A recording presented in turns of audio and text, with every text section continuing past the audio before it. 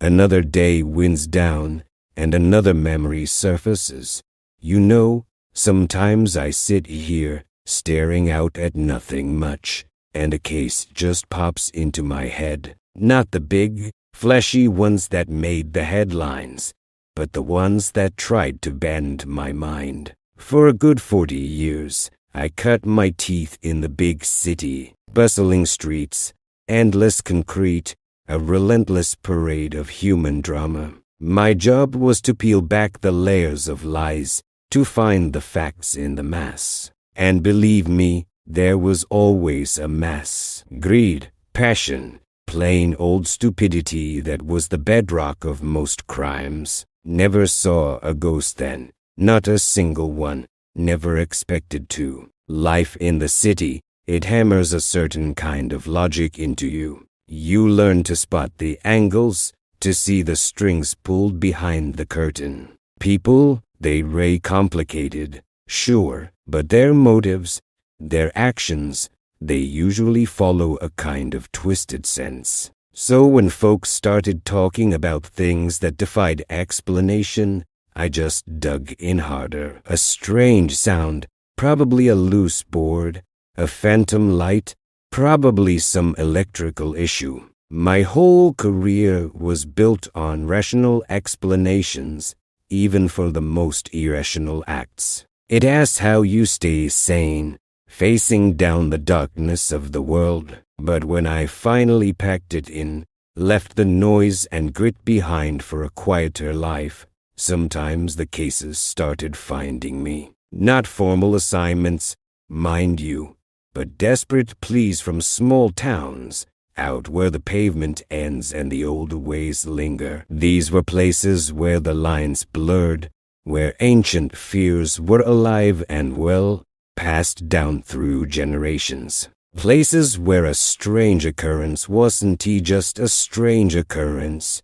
It was a sign, a warning, something supernatural. And that's when my brand of cold, hard logic really got tested. Because when everyone around you is pointing to a specter, and the evidence seems to back them up, well, it's easy to start wondering. But that's when you lean harder on your training. You listen to the whispers, you feel the fear, but you never, ever let it cloud your judgment. Because where folks saw phantoms, I always found something far more concrete, and usually far more chilling. Let me tell you about one such case. It didn't take me to a sprawling estate or a dusty attic. This one took me to the coast, to a place where the ocean itself seemed to be holding a terrifying secret. They called it the work of a ghost ship.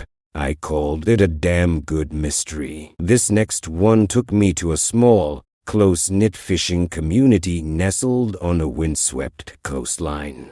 They were a tough bunch, these folks, living off the sea for generations. Their lives were tied to the tides, to the rhythm of the waves, and to the bounty that the deep offered up.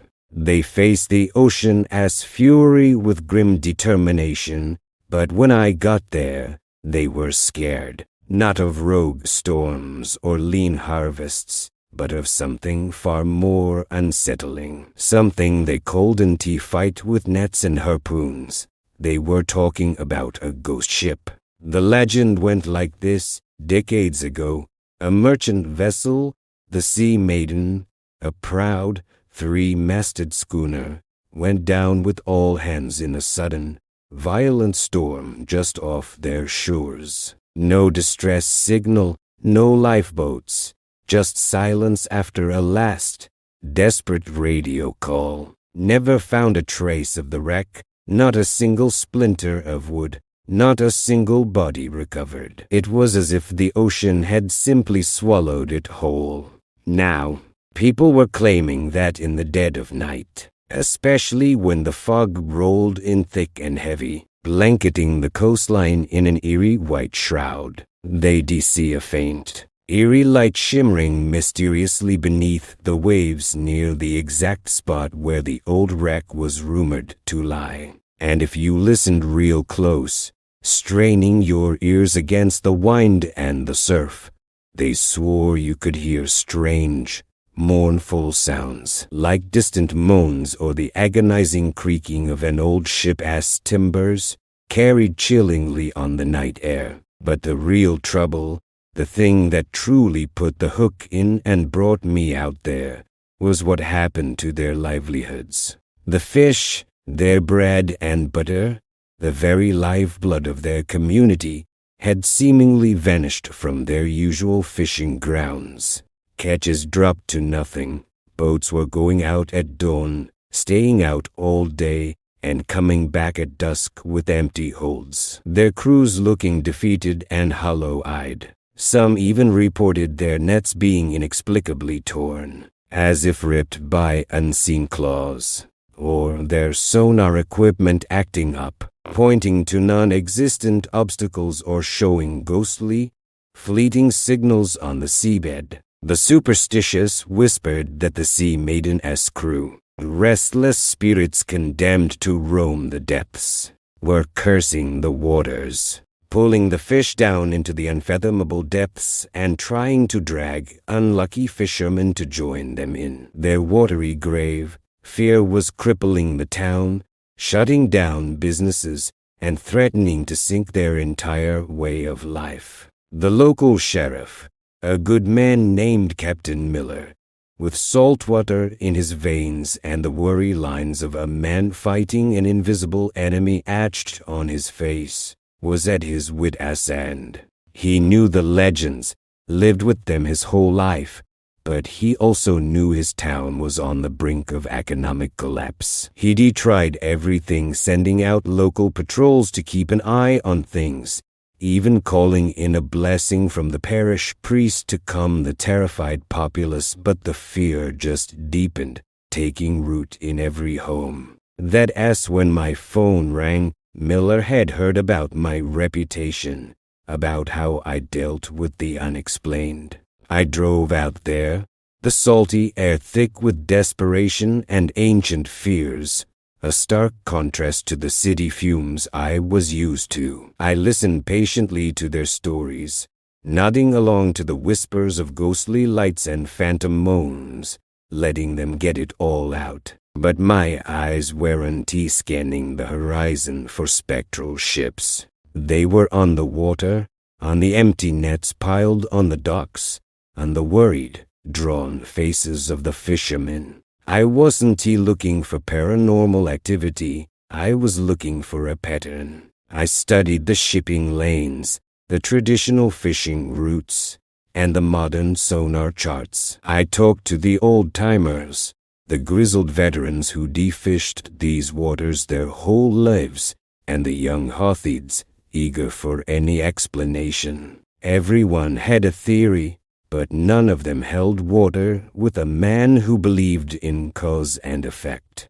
I noticed something curious, something that stuck out amidst the tales of terror. The ghostly phenomena always seemed to be reported from a very specific section of the coast, a zone precisely located near the claimed wreck site, but, more importantly, strategically positioned over the most lucrative and productive fishing grounds. And the incidents, the appearance of the lights, the strange sounds, the sudden disappearance of the fish, they tended to ramp up significantly just as the market prices for their specific catch were hitting a peak. Too convenient, I thought. I chartered a small, sturdy fishing boat, much to Miller's unease. He thought it was pointless, dangerous even. He wanted me to call off the investigation, citing respect for the spirits and not disturbing the dead. I just gave him a thin smile. Spirits don't manipulate market prices, and ghosts don't care about a good haul. We went out to the reported haunted area, navigating the choppy waters. The sonar was indeed acting oddly, picking up vague, shifting signals like schools of fish that were never there, or large, unmoving obstacles that vanished moments later. And in the dead of night, sure enough, As the fog began to drift in, a faint, bluish-green light began to glow eerily beneath the surface, several feet down, accompanied by low, resonant hums that felt more like mournful groans than any natural sound I'd ever heard. If I hadn't been a lifetime skeptic, if I hadn't seen the worst of human cunning, I might have gotten a genuine chill. But my mind was on the facts, the light, the sound, the sonar interference. They were too consistent, too localized to that specific prime fishing spot, and too perfectly timed with the town's plummeting catches and the rising market prices elsewhere. This wasn't some random spiritual manifestation. I had the lab boys from the State Department rig up some specialized underwater cameras and sensitive hydrophones. We put them down in the supposed haunted zone, letting them record for a full 24-hour cycle. What we found when we pulled them up: no ghosts, no spectral apparitions of drowned sailors. Instead, the cameras showed several cleverly camouflaged, highly advanced submersible drones, shaped like rocks or small derelict pieces of wreckage, equipped with powerful directional LED lights and waterproof speakers.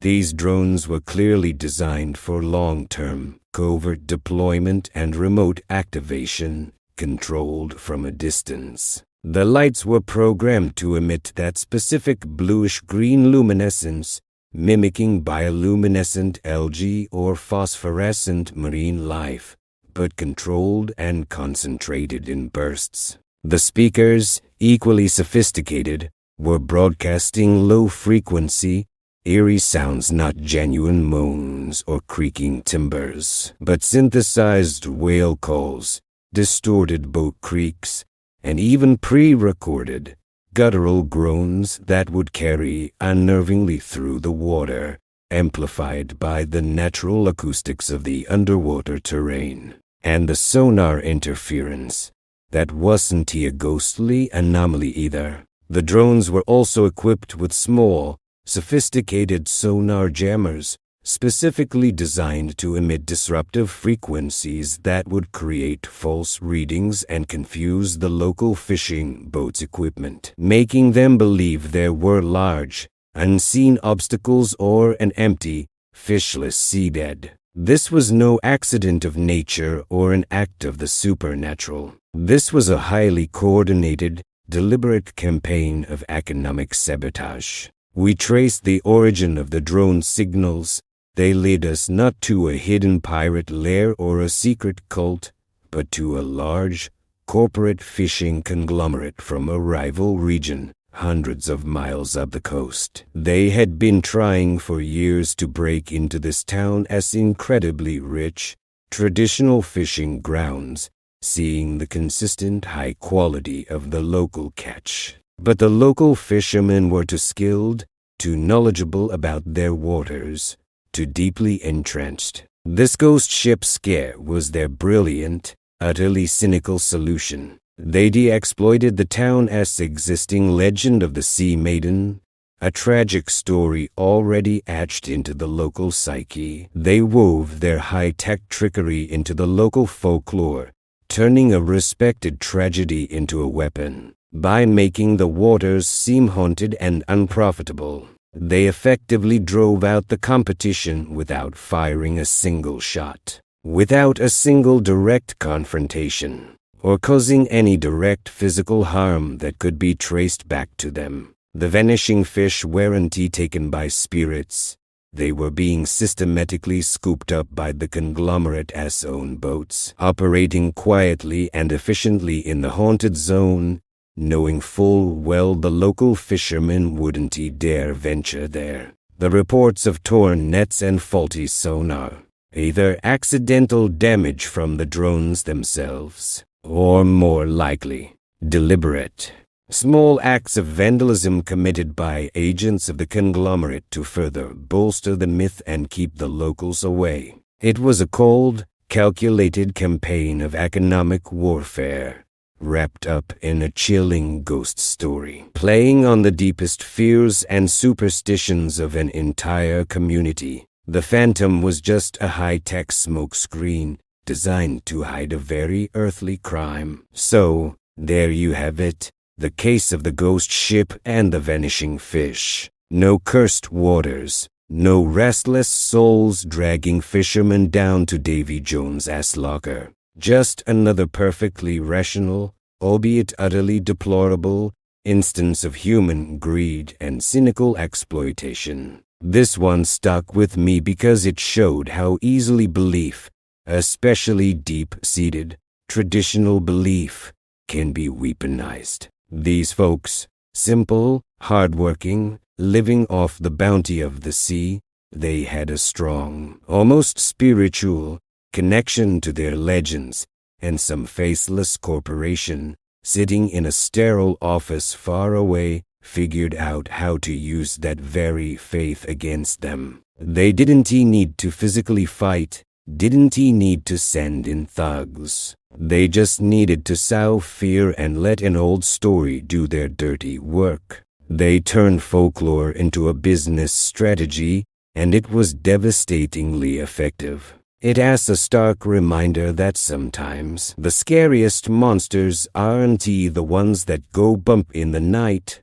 the specters of old tales. They raid the ones who plot in boardrooms or in the shadows, using fear and superstition as their most potent tools. They rely on people being too scared, too quick to believe in the impossible, to look for the obvious, for the human element. They want you to blame the ghost or the curse, not the guy in the expensive suit pulling the strings from afar. So, the next time you hear a strange sound or see something that seems to defy explanation, especially when someone stands to gain from your fear, stop, take a closer look, dig deeper, question the easy answer, because often, behind the spectral glow and the mournful wails, you'll find nothing but the cold, hard logic of a human mind, twisted by ambition. And that, my friend, is a truth far more chilling than any ghost ship. Until next time, stay sharp.